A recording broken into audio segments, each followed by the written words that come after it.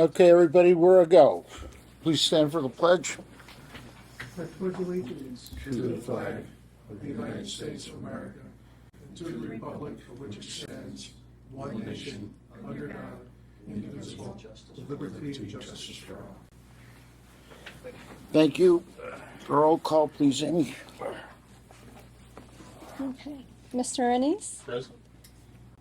Mr. Arcuri? Mr. Bova? Here. Mr. Brodsky? Here. Mr. Coyne? Present. Mr. D'Elia? Here, I remembered to say that this month. Mr. Ford? Here. Mr. Karam? Here. Mr. Mutolo? Here. Mr. Sampson? Here. And Ms. Sesnew? Okay. Thank you. Thank you. You have the draft July 18, 2022 minutes in your packet. Any additions, corrections, deletions? A motion to approve? Thanks, Mark. A second? Thanks, Denny. Any further discussion? All those in favor? Aye. Anybody opposed? Thank you. First item on our agenda is the intermunicipal agreement between us and HCIDA. Was Ken coming for this? Yeah, I thought you'd be here by now. All right, well, let's skip that for a second. We can always return to it. And do the professional engineering services to GHD. It's in your packet. Eric?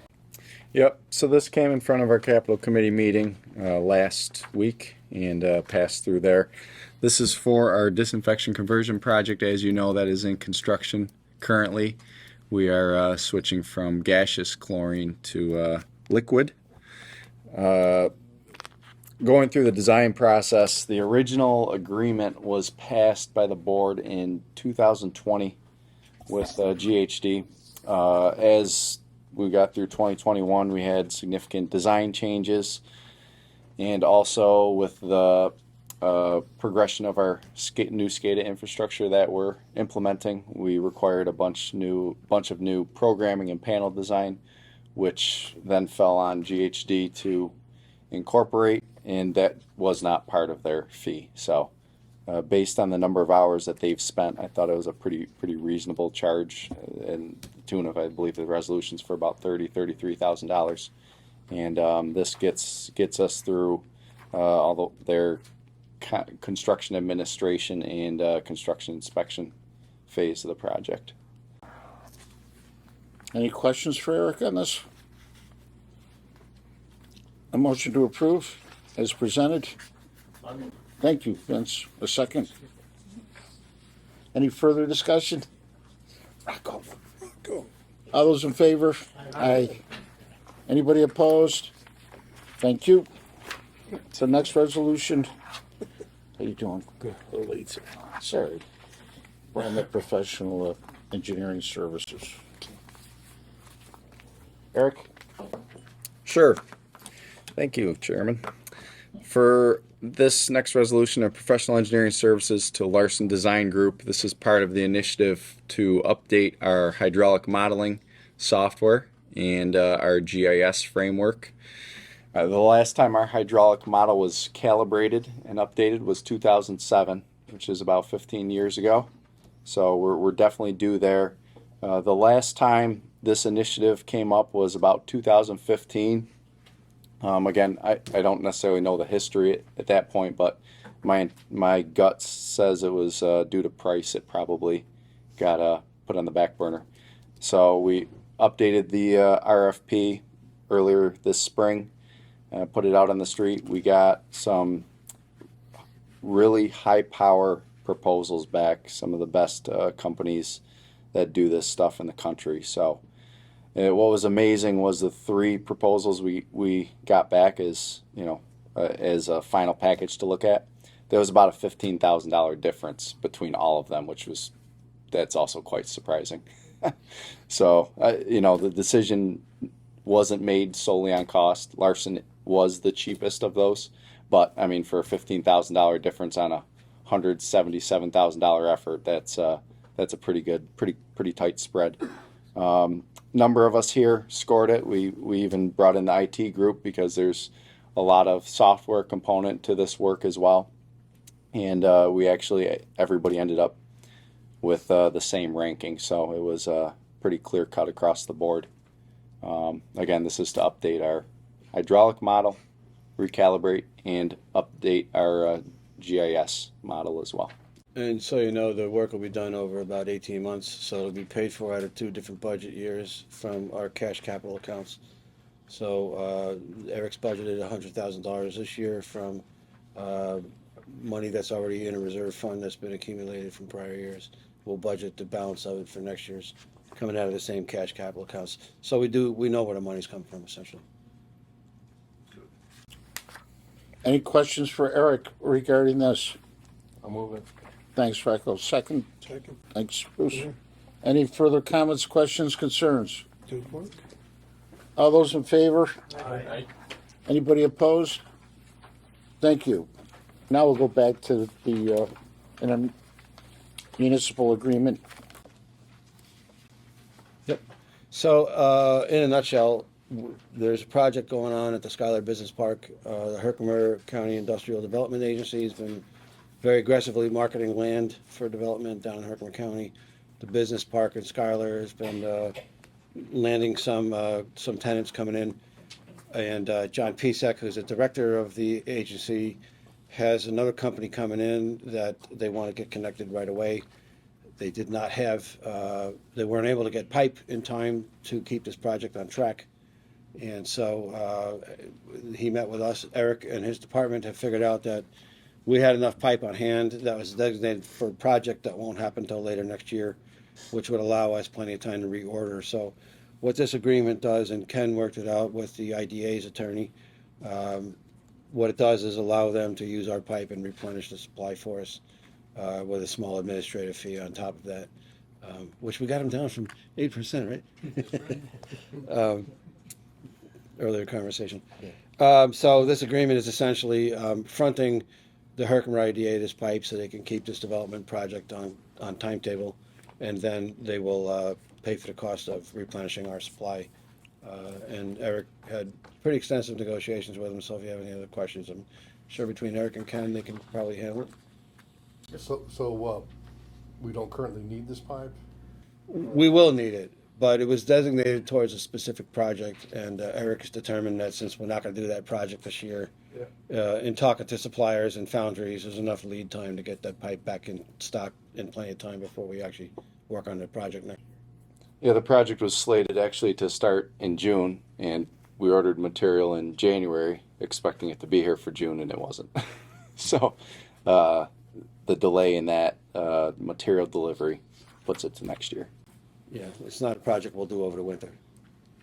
And we're not laying any of the pipe, right? They're doing everything? Is that Uh, right? Oh, and at Schuyler? No, we're not doing it. They're They just got borrowing the everything pipe. in place? everything Yeah, ready? yeah, they're doing all that themselves. We're not involved in the construction. We will be on site for construction and installation of that main, because ultimately that's going to be a public road that loops a portion of our system, so we will take ownership of that asset. You'll be monitoring it to make sure it's done properly. Yeah. Yeah. Yeah, which we do. The section last year that was then deeded over as public right away, that we had one of 2 of our engineers on site witnessing. Pat, we had talked about if the pipe we order to replace this pipe costs more. I don't see anything about that in here. Ken, was that?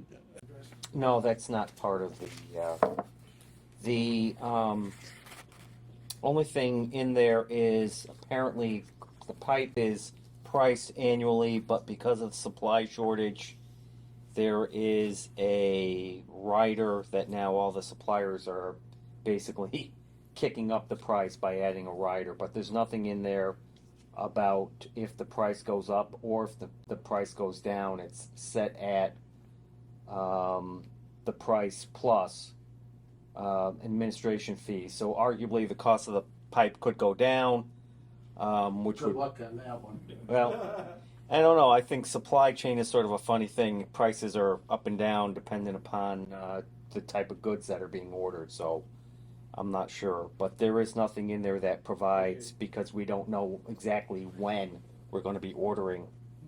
We did. Oh, did you order already? We did Okay. order. So we know what that cost is. So the bill would be generated off of that index cost Okay. plus the bid price plus the 5%. So is it more, or is it more than what we paid for this pipe? That we're giving them? Yes. Yes. And we're not gonna recoup that cost? No, we are recouping that cost. Charging them the price we paid to reorder, right? Yep. Yeah, that's right, because I know we discussed it and I thought we were protected, but I wasn't sure how. Okay, well, we would know that looking at this, so. No, that's a good point. Yeah, but we've already reordered the pipe, we need to replenish the stock, that's the price they're paying. So we're covered.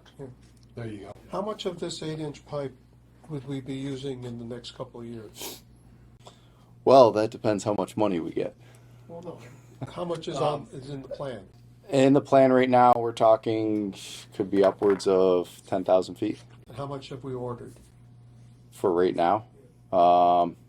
We have about 500 feet on hand now, and we have close to 2,000 feet on order.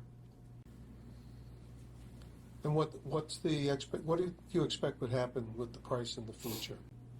Well, right now we're actually seeing a nice plateau of the increases. So it's not, the index cost isn't increasing at as sharp of a rate as we saw earlier in the year.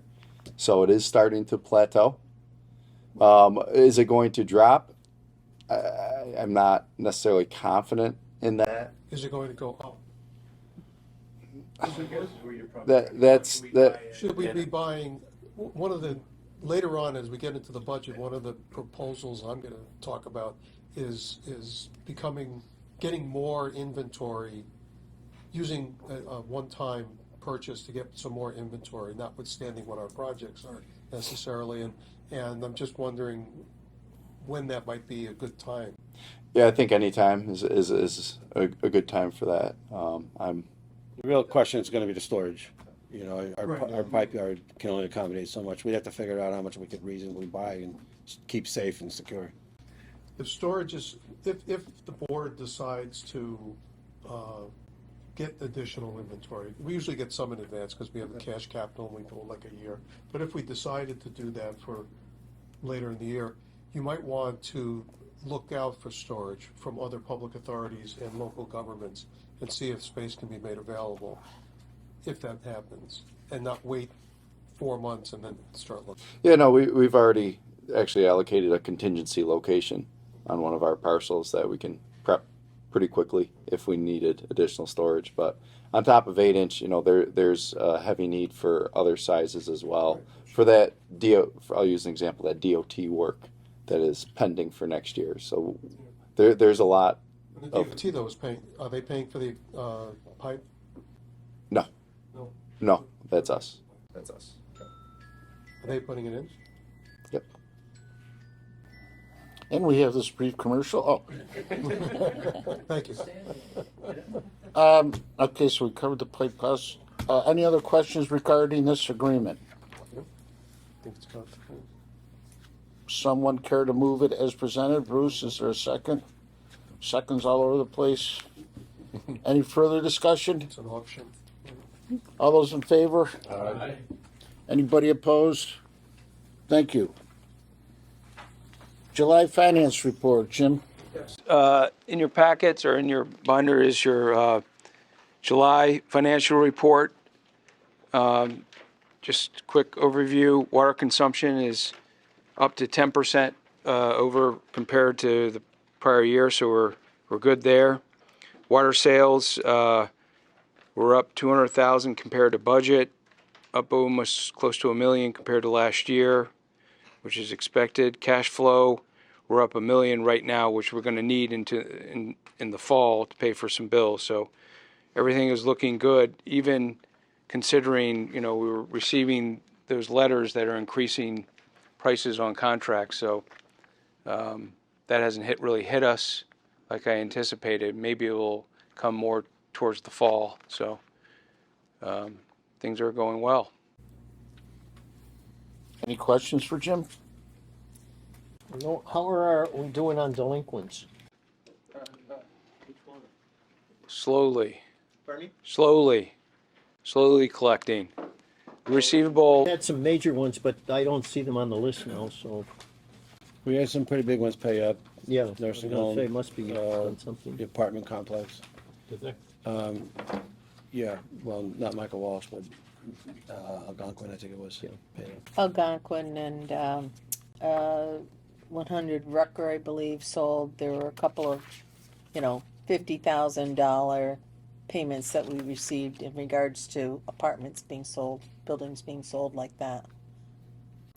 Since February, when the moratorium expired on doing shut-offs, and we started posting and shutting off, we're now up to 1.4, what was the number, Jim? 1.9973. Collected on delinquent accounts through the posting and shut-off process, Yes, good. outside of people making normal payments. yeah, you can see the overall receivable from month to month on I think the next page, Denny. What's the percentage that we've collected like on 2020 and 2021? That we have sent down to the city for collection. No, we've always collected almost everything of what we expect over the years. It's still in the high 90%. When we send it down to the city, it ends up being. So our delinquent amounts that we've passed on, we're pretty good on collection, but we are writing off items as well. Typically, we run, Jim, around 98%, somewhere in that range. Yeah, give or take. There's always a little bit of lag once it goes to taxes. Well, no, I expect a lag. I was just, are there any years that are sort of like closed, we don't expect to collect anymore? And what year is that and what's the percentage? I see special metals is on there for a pretty good chunk, Yeah. Surprising. which is surprising. I Have to would- call our former chairman and see if he can get it to pay. Yeah. That's where George Gaston works. Well, what are we doing with those businesses, though? I mean, is there a reason why? I mean, some of these businesses, like you say, I don't want to say their names publicly here, but you see them. I mean, are we? They're posted. They're posted for shut off. They're part of the process and they are posted. We usually will go to an office, not plaster the building to be, courteous. but- Once they get that, though, is that when they get serious?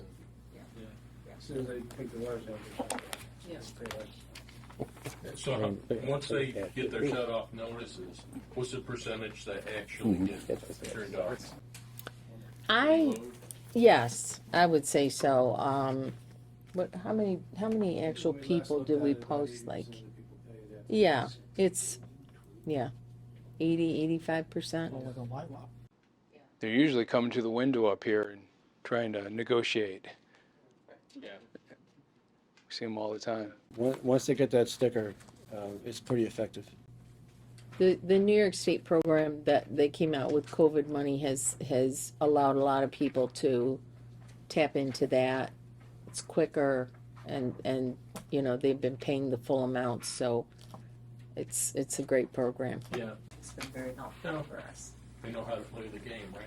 Well, it's an application, it's income based, so they are approved for it. So. When a new account is added, do we go to our list and check to see if they owe before we let them turn on the water? I'm not sure. We've talked about a little about that, I think, in the past legally, if we can not let them get water. I'm not. Or should it go by the name, or should it go by the address? Because I mean, Well, it's the owner of the building. right? If I own a building and I owe money and I buy a new building, can I have the water turned on even though I might owe $1,000 on the old one? We've had prior legal decisions that said we can't withhold service at one location because of a bill owed at another location. But more than likely, what happens is that they open up the other account under a different name. So a lot of times we don't even know if it's the same person. A lot of landlords do that. Any other questions for Jim? No, just then, as far as the income goes, with Wolf Speed being up and running, are we seeing? We had that conversation before. Oh, before we That start. was, They're slowly paying. Well, I think you're just talking about the water use. Yeah. Yeah. I mean, are we seeing that? yes. That's part of that 10% increase is because. Compared to last year or last month, that's the reason why we're seeing a big part of that percentage increase is because of them. It did ramp up for a month or two, for close to 1 million gallons a day. But I think, correct me if I'm wrong, it's come down a little bit, and we think that some of that usage was because they were setting up the tooling and testing it, a lot of backwashing and stuff. So we were under the impression that it really jumped dramatically during the tooling process. It's kind of come down a little bit and may ramp back up as they get further into production. But yeah, so far they've used a good amount of water. Anything else? I think you all have a budget calendar that I promised from last time, so we just received back the department requests this past Friday, so we're assembling all of that, and we'll be getting together and going through our reviews in the next couple weeks.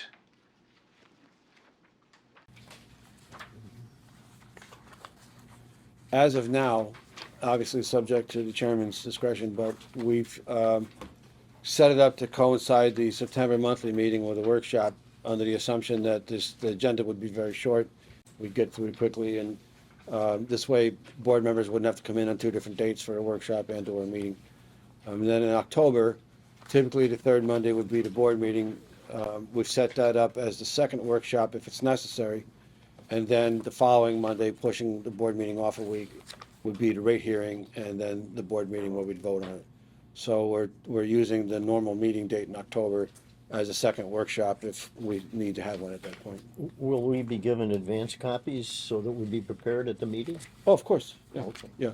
And if you look at this week, on this week's calendar, this week on the calendar, excuse me, Jim and his team are compiling the department requests right now. Next week, we'll begin meeting with all departments and going through the requests and trying to sharpen it up a little bit and asking some questions and fine tuning it. Once we have all that pulled together, then we'll get the draft budget, as we see it at least, out to you before the workshop, so you have time to go through it and ask questions at the workshop. Thanks, Jim. Pat? All right, I'll scratch budget calendar off my list. I'll scratch off $1.4 million. Quick informational item, and again, this is strictly informational at this point, but I'm only mentioning it because you may hear about this. The city of Utica did some work up at the zoo, and were then later told, I think by DEC, that they need to create some recreational space to compensate for the about 2 acres or so at the zoo. So we were approached a little while back, and this is kind of a conversation that goes back a little ways. If any of the land at the Southern Reservoir might be suitable as a land swap.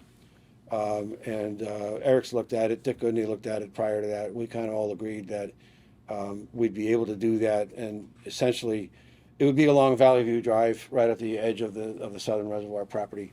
And with proper fencing and stuff, it would probably add a measure of extra security, actually, to our own grounds. But it would be land that we don't think we'd ever need for anything else. But what I've told the city is that with that specific parcel up there, the Southern Reservoir property, should we ever declare any of that land surplus, the title reverts jointly to both the city and the town of New Hartford. So the only reason why I'm bringing it up now is because I think a conversation has begun between representatives from the city of Utica and the town of New Hartford. It may have even been already discussed at the town board meeting up there, because the city essentially wants to generate a request to us to declare it surplus, and they want to have it prearranged with the town of New Hartford that they would relinquish their side of the claim on that. So I wanted to just bring it up in case you hear rumblings of that happening. As it crystallizes a little more, we'll bring it back. But I expect that it'll be coming back to us maybe in the next month or two. So the city, you're saying the city wants to turn their piece over to the town of New Hartford? No. The city needs to create some space equivalent to what they use at the zoo. And so they were looking for some land that they could use to create a small recreational area. They're envisioning a little picnic area and maybe a couple of like pickleball courts or something like that outside. less than 2 acres. And they asked if any of that land at the southern reservoir might be suitable, so the city could make up that land for the land that they use for another project at the zoo. And as I said, Eric and his predecessor, Dick Goodney, have reviewed this. We've decided that that land is, perfectly suitable for something like that, and nothing that we're ever going to need because it's on a remote corner of the site. So we've told them that at least from a staff vantage point, we don't really see any problem in declaring it surplus. Obviously, the board would have the final say, but they'd have to have it worked out with the town of New Hartford about how the title would rest. That's pretty So- far from the zoo, though, isn't it? Doesn't really matter where it is. They're creating parkland. Yeah, they're creating parkland. It doesn't matter where it is. Okay. So they've asked if we could help out. Fill in any of those, No, it's, like I said, it's right along Valley View Drive, and it's down below the largest reservoir, which we still have in the standby mode up there. Still has water in it. Closer to Cascade or closer to, sounds like Cascade. Yeah. That's what it sounds like. So, I thought it was on Valley View, I could be wrong. It does. The skinny end's on Valley View, Oh. if that makes any sense. You remember the area that I think back when it was Waterboard or something acquired it at some point. I think there's even an old backstop in there. there's a Little League field. Yes, it's where that is. Yeah. So it's that area that's already actually fenced in. We don't utilize it. We mow it. Obviously the course has no driving range. Right. I was, one of my first jobs was leveling that Little League field, so There you go. people were really happy with me. Well, at any rate, I brought it as an informational item because I think they've already had a public conversation with the town of Hartford. So in case you hear anything about our land being used for something, obviously nothing's been decided and this board has a final say, but it's something that is moving to fruition that may come before you. So I just want to let you know about that. Tomorrow, we have a conference call with our consultant who's discussing with us the metering situation with Neptune meters. We're still moving on that. Neptune has given us several proposals. Our consultant has kind of vetted them and hung some numbers on them a little bit, but tomorrow we'll be talking about some of the assumptions that are built into it, and then trying to, at this point, I guess, see what sort of negotiation we can continue with the meter company before we hit any kind of a stalemate. Ideally, they'll agree to something that we can live with, and we'll bring this back for discussion with the board. If not, we may end up going a different route. So I'll keep you posted, but we have a call on that tomorrow. The contract for the operation of the treatment plant, which was a company called Suez, which was purchased and now is called Veolia. Last month, we approved a 5-month extension to get us through the end of the year. We now have a proposal for the full 5-year renewal taking effect in January. Phil and I just need to go through some of the fine print on it, and we'll be discussing it obviously with Ken. And then if we think it meets our terms and works well, then the goal would be to maybe bring that back, hopefully no later than the September meeting in just a couple weeks for review by the board and approval if it works. Hinckley Reservoir, believe it or not, is less than 2 feet below normal, even though it's been so dry all summer long. Thanks to cutbacks they did earlier in the year, they ran it under releasing for a period of about 7 or 8 weeks. And that small measure of adjustment up front really saved us so far a lot of headaches. We get a little bit of rain, it should be back to normal. Then this afternoon, I was up over on Cosby Road. Eric was talking to Channel 2 on Friday about this, in case you saw anything on the news. But over in North Utica, there was a fire hydrant operated for a house fire. And then when the fire hydrant was shut down, the main exploded. So unfortunately, it was on a road that is an unimproved street, meaning there's no concrete base, and not even a dirt base, it's a sand base. So the water did a lot of damage moving sand around and carving out a cavity, and the road just collapsed. 260 feet of it. So Was it from improper shut-off? Or? well, it's a hard thing to prove. Could have been, maybe not. Maybe they operated it gently and the main was just finicky. Perhaps it was even leaking a little bit, and because it's sand, it already carved a cavity out, and the main wasn't supported, so the tiny bit of thrust, could have caused that to happen. We'll never know. But So KTV had asked me to come up and talk to them again on site. Eric and his department and our paving manager, Joe Gazelle, did a phenomenal job not only getting the thing repaired in a hurry and backfilled so the road was usable by the end of the next day, but also they've already put down a 12-inch bed of crushed stone that's already been rolled. So it's going to actually have a base this time. Tomorrow they're putting down the base coat and the binder for asphalt. The plan is by Wednesday they'll put the top coat on. It'll be totally done. So within 5 business days we'll have nearly 300 feet of brand new street done, and it's actually going to be an improved road over what was there. And I think the neighbors are pretty happy. But I just bring it up because when I did the interview this afternoon, I used it as an opportunity to say, these are old mains. That one's 70 years old, which is fairly new for our standards, right? 1953. But I took the opportunity to say, this is a very aging infrastructure. We have pipes out there that are, 150 years old, and it requires a lot of time, a lot of effort, and certainly a lot more money. And so we're doing everything we can to manage it, but it's a very costly system to keep running like this. So just to sort of get a little bit of early, as you said, Bruce, a little bit of early warning and reminders that it's an old system and it needs a major infusion of resources. So if you see that on TV, that's what that was. Last thing I was going to mention is that there was some interest expressed a couple months ago in maybe some of the newer board members at least taking a tour of the water treatment plant, which is a fascinating tour if you haven't been up there. It's pretty educational. It's a great facility.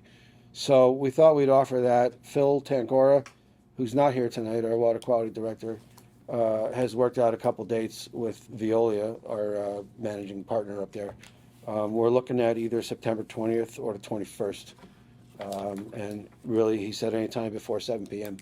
So we could do a noon tour, we could do an afternoon tour, we could do one after work at 5 o'clock. Depending on how many people are going, we could arrange the transportation. If we have 3, 4, 5, we can do it in 2 cars. If we have more, we'll find 3 cars. But if anybody has an interest, I don't know what days of the week those are. I have a calendar in front of me. September, right? September. I have a calendar in front of me. Tuesday and Wednesday. Yep. So that's a Tuesday or a Wednesday. Either day is fine. And if you don't know right now, if you could maybe shoot us an email over the next few days. I'll ask Amy to send out a little reminder to everybody tomorrow that those are the 2 days that we're talking about for a plant tour.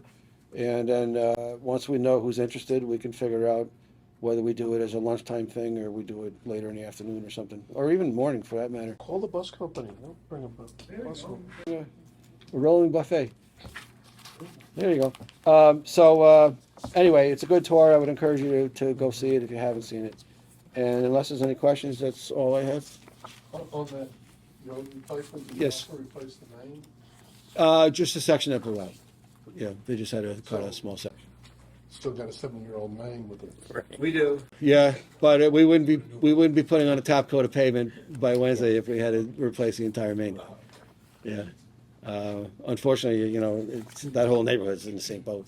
It's not necessarily a troublesome section. We haven't had a lot of breaks up there. It was just the Yeah. backfill. Yeah, and I tried to stress on camera, ideally you want to operate the hydrant nice and slowly, accelerate and decelerate the water as gradually as you can. But when you have a house fire going, you don't really have that luxury. So, that's kind of how it goes. They open it quickly, but that doesn't mean they can't close it nice and slowly. But who knows what happened up there? There is no Any proof. other questions for Pat? Any old business? Any new business? We need a motion to go into executive session regarding a personnel matter. Moved. Thanks a second. All those in favor? Anybody opposed? Thank you.